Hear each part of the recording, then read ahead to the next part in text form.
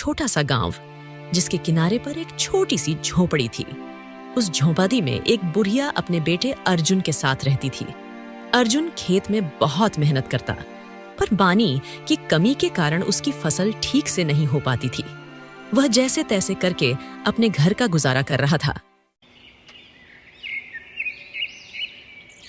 एक दिन, बेटा उठ जा, सूरज सर पर आ गया है। खेत में काम नहीं करेगा तो पेट कैसे भरेगा? माँ, थोड़ी देर और सोने देना, थकान अब तक उतरी नहीं है। बेटा, मेहनत से भागेगा तो गरीबी कैसे हटेगी? देख, तेरे पिता ने मरते दम तक खेत में पसीना बहाया था ताकि तू भूखा न रहे। अब तेरा फर्ज है कि तू इस घर को संभाले।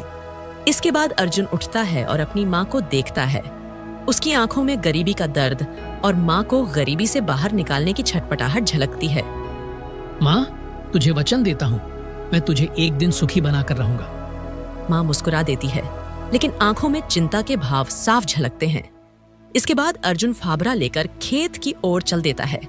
वह खेत में फावड़ा लेकर काम कर रहा था। सूरज की तपिश तेज हो गई थी। उसका शरीर पसीने से तर था, लेकिन वह रुका नहीं। तभी गांव का सेठ गोपाल वहां आता है। अरे अर्जुन, इस बंजर जमीन में हल चलाकर क्या उखाड़ लेगा? इतनी मेहनत करता है, फिर भी पेट भर रोटी नहीं मिलती तुझे। सेठ, मैं मेहनत करने से पीछे नहीं हटता। तुम्हारा धन तो तुम्हें विरासत में मिला है, लेकिन मेरे पास ऐसा कुछ नहीं है। मैं मेहनत करके ही अपना जीवन जीऊंगा और आगे बढ़ूंगा। वाह रे गरीब का सपना। चल, जब तेरा सपना पूरा हो जाए मुझे भी बता देना। सेठ हंसते हुए चला जाता है, लेकिन अर्जुन का चेहरा संकल्प से भर जाता है। अगली सुबह गांव में बाजार लगी थी। अर्जुन अपनी माँ के साथ वहां जाता है। बाजार में सेठ गोपाल भी आता है और सबके सामने अर्जुन का मजाक उड़ाने लगता है। अरे देखो, ये अर्जुन दिन रात मेहनत करता है, लेकिन पहनने को सही कपड़े भी नहीं हैं। इसकी हालत तो भिखारियों जैसी हो गई है। सेठ, कपड़ों की कीमत से इंसान का सम्मान नहीं मापा जाता। मैं गरीब जरूर हूं, लेकिन ईमानदार हूं। मेरी माँ ने मुझे अपने खून से मुझे पाला है। मैं उसके संघर्ष की कभी बेइज्जत नहीं होने दूंगा। लोग अर्जुन की बात सुनकर भावुक हो जाते हैं। सेठ शर्मिंदा होकर वहां से चला जाता है। अर्जुन की माँ गर्व से अपने बेटे को देखती है। रात का समय। बेटा, कब तक यूं ही अकेले संघर्ष करेगा? तू तो दिन रात काम करता है, लेकिन फिर भी हम सुखी नहीं हैं। माँ, मैं हार नहीं मानूंगा। दिन चैन की सांस लूंगा जब तुझे इस टूटी झोपड़ी से अच्छे से मकान में ले जाऊंगा। गर्मियों का मौसम, सूरज आग उगल रहा था। खेत सूख चुके थे, पेड़ों के पत्ते झड़ चुके थे। गांव में पानी की भारी किल्लत हो गई थी। अर्जुन और बाकी किसान सूखे खेतों को देखकर निराश हो गए। अरे भाई, ये कैसा समय आ गया है? खेतों में फसल का एक दाना नहीं बचा। अब हम क्या करेंगे? हाँ भाई, ऊपर से साहूकार का कर्ज भी बढ़ता जा रहा है। लगता है अब तो खेत बेचकर ही पेट भरना पड़ेगा। अर्जुन चुपचाप सबकी बातें सुनता है। उसके चेहरे पर चिंता साफ झलकती है, लेकिन उसकी आंखों में हार का नामो निशान नहीं था। रामलाल काका, हार मत मानो। जब तक सांस है तब तक संघर्ष है। हम खेत नहीं बेचेंगे, मेहनत करेंगे और इस सूखे को हराएंगे। पर बेटा, पानी के बिना फसल कैसे उगाएंगे? मैं नदी से पानी लाऊंगा, चाहे जितनी दूर जाना पड़े। सब किसान अर्जुन की बात सुनकर हैरान हो जाते हैं। गांव वाले उसे पागल समझकर हंसते हैं, लेकिन अर्जुन की माँ उसकी आंखों में भरोसा देखती है। अगली सुबह अर्जुन अपनी माँ के पैर छूकर आशीर्वाद लेता है और अपनी छोटी सी पोटली में रोटी बांधकर जंगल की ओर चल पड़ता है। अर्जुन पानी की तलाश में निकलता है। सूरज की तपिश बढ़ती जा रही थी। रास्ता ऊबड़ खाबड़ का था। उसके पैरों में काफी दर्द हो रहा था, लेकिन वह रुका नहीं। बस थोड़ा और चलना है। जो दर्द माँ ने मेरे लिए सहा है, ये दर्द तो कुछ भी नहीं। इसके बाद अर्जुन चलते चलते जंगल में पहुंच जाता है। जंगल घना और भयानक था। चारों ओर ऊंचे ऊंचे पेड़, पक्षियों की आवाजें और रह रहकर जानवरों की दहाड़ सुनाई दे रही थी। अर्जुन सावधानी से आगे बढ़ता है। अचानक एक भालू उसके सामने आ जाता है। कौन है रे तू? मेरे जंगल में घुसने की हिम्मत कैसे हुई? मैं अर्जुन हूँ, गांव का एक साधारण युवक। मैं यहाँ पानी की तलाश में आया हूँ। मुझे कोई नुकसान पहुंचाने का इरादा मत रखना। तू इतना साहसी कैसे है? मैं तो तुझे अभी अपना शिकार बना सकता हूँ। अगर तुम मुझे मार दोगे तो मैं मर जाऊंगा, लेकिन मेरे सपने कभी नहीं मरेंगे। मैं गरीब किसान का बेटा हूँ जिसने कभी हार मानना नहीं सीखा। सुन, तेरी हिम्मत देखकर मैं तुझे छोड़ता हूँ, लेकिन जंगल में आगे बढ़ने से पहले तुझे कई कठिनाइयां झेलनी पड़ेंगी। तैयार रहना। अर्जुन भालू को धन्यवाद देता है और आगे बढ़ जाता है। अर्जुन चलते चलते एक सुंदर झील के पास पहुंचता है। झील का पानी चमक रहा होता है, मानो उसमें कोई जादू हो। अर्जुन जैसे ही वह पानी भरने झील के पास जाता है, तभी झील में से एक सुंदर जलपरी प्रकट होती है। हे युवक, तुम कौन हो और इस जंगल में क्यों आए हो? मैं अर्जुन हूँ और मैं यहाँ पानी भरने आया हूँ। मैं बहुत गरीब हूँ और मैं अपनी गरीबी दूर करने के लिए संघर्ष करने निकला हूँ। क्या तुम मेरी कोई मदद कर सकती हो? तुम्हारी नीयत साफ है, तुम पानी भर सकते हो। और हाँ, मैं तुम्हें एक रहस्य बताती हूँ जिससे तुम्हारी सारी समस्या दूर हो जाएगी। रहस्य? कैसा रहस्य? तो सुनो, इस जंगल में एक गुफा है जहाँ एक राजकुमारी को राक्षस ने बंदी बना रखा है। जो भी उसे आजाद करेगा वह उसकी पत्नी बनेगी और उसे अपार धन प्राप्त होगा। राजकुमारी और राक्षस?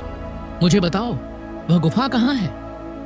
गुफा इस झील से 3 कोस दूर उत्तर दिशा में है, लेकिन सावधान रहना, राक्षस बहुत ही शक्तिशाली है। और हाँ, एक बात याद रखना, किसी साधारण हथियार से किसी भी जंगली जानवर को मारना असंभव है।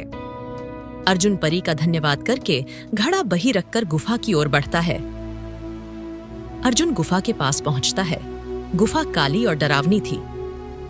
अर्जुन सावधानी से अंदर जाता है। तभी राक्षस उसकी राह में आंख खड़ा होता है। हाँ, नादान युवक, तो अब तू मुझे हराने आया है? मैं तुझे अभी खा जाऊंगा। राक्षस, तेरा अत्याचार अब नहीं चलेगा। मैं तुझे हराकर राजकुमारी को मुक्त करूंगा। राक्षस और अर्जुन के बीच लड़ाई होती है। अर्जुन अपने साहस और बुद्धिमत्ता का उपयोग कर राक्षस के सिर पर एक बड़ा पत्थर मार देता है, जिससे वह घायल हो जाता है। राक्षस कराहता है और वहां से भाग जाता है।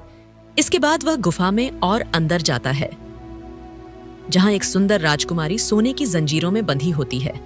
अर्जुन उसे मुक्त करता है। राजकुमारी उसकी बहादुरी देखकर अभिभूत हो जाती है। धन्यवाद वीर युवक, तुमने मेरी जान बचाई। मैं तुम्हारी साहसिकता की ऋणी हूँ। राजकुमारी, यह तो मेरा कर्तव्य था। अब तुम आजाद हो। राजकुमारी अर्जुन की आंखों में निहारती है। उसे अर्जुन की सच्चाई और साहस से प्यार हो जाता है। अर्जुन, क्या तुम मुझसे विवाह करोगे? राजकुमारी जी, यह तो मेरा सौभाग्य होगा, लेकिन पहले मुझे अपनी गरीबी मिटानी है। दोनों एक दूसरे की आंखों में देखते हैं। इसके बाद अर्जुन और राजकुमारी जंगल में एक साथ चल रहे थे। सूरज ढल चुका था और अंधेरा हो गया। चारों ओर सन्नाटा छाया हुआ था। पक्षियों की आवाजें भी थम गई थीं। अचानक दोनों एक गहरी खाई के पास पहुंच जाते हैं। अर्जुन, ये तो बहुत गहरी खाई है। अब हम क्या करेंगे? आगे बढ़ना असंभव लग रहा है। डरो मत राजकुमारी, हम कोई न कोई रास्ता जरूर निकालेंगे। अर्जुन चारों ओर नजर घुमाता है। तभी उसे सामने एक सूखी बेल दिखती है। वह बेल को पकड़कर खाई पार करने की योजना बनाता है। राजकुमारी जी, इस बेल की मदद से हम खाई पार कर सकते हैं। तुम मुझे पकड़ लेना, इससे हम धीरे धीरे इस खाई को पार कर लेंगे।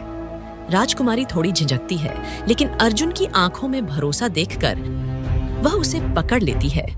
अर्जुन धीरे धीरे उस खाई के पार पहुंच जाता है।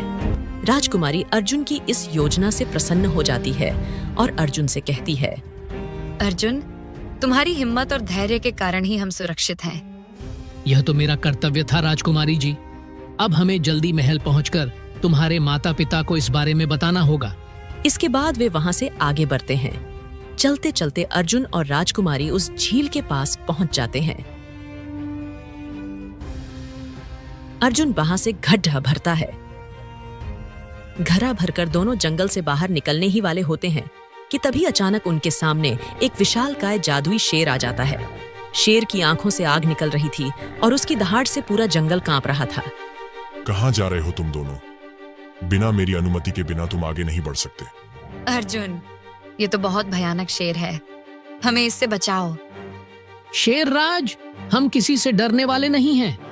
यदि तुम्हें हमसे लड़ना चाहते हो तो आ जाओ। शेर दहाड़ते हुए अर्जुन पर झपटता है। अर्जुन बड़ी फुर्ती से एक ओर हट जाता है। इसके बाद अर्जुन वहां परे एक पत्थर से शेर पर वार करता है, लेकिन शेर पर कोई असर नहीं होता। शेर और क्रोधित हो जाता है। हा हा हा हा, मुझे साधारण वस्तु से हराना असंभव है। अचानक अर्जुन को परी की बात याद आती है कि जादुई जानवर पर साधारण हथियार का असर नहीं होगा।